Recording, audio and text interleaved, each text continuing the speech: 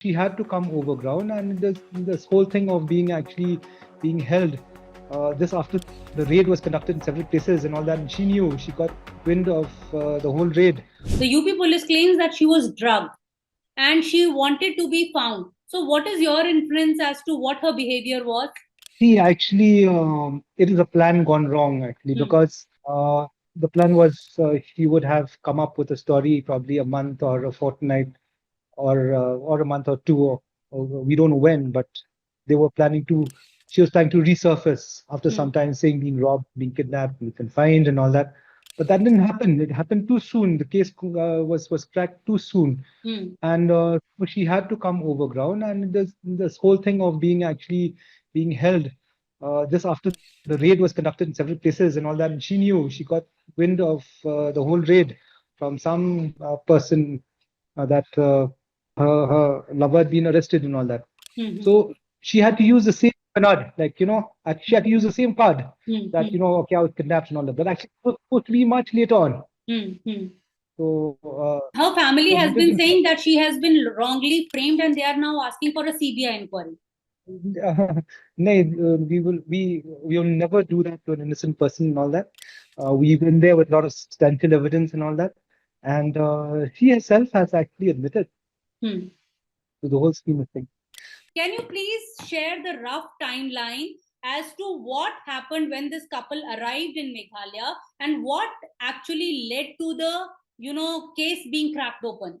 Keep a long story cut short, these people came on the 22nd out here, and Hmm. 21st, and 22nd they left for Nonglat, Hmm. and 23rd, this whole thing happened.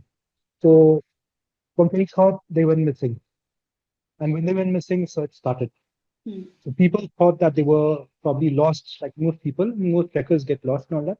So search parties went about all the spaces. Hmm. Considering the difficult topography of the place and lacking rains and all that, it was a big challenge.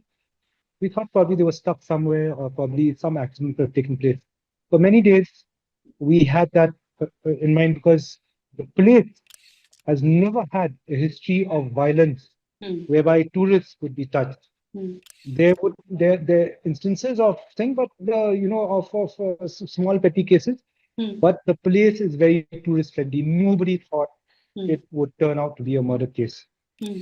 And so when the body was found only, and like I said, the SIT was formed and all that, and was a team effort Hmm. whereby we pieced these evidences and all that. And after a few days, in a matter of days, when we pieced all this evidence, and this huge amount of data from people actually coming in, people going out, taking in analysis, information from people who had seen ocular evidence, and all that pieced together, so the SIT could actually make an inference who were involved. So I just gave you the whole tree, Hmm. the tree structure of actually how this gang was, and who the assailants, and who was actually handling them.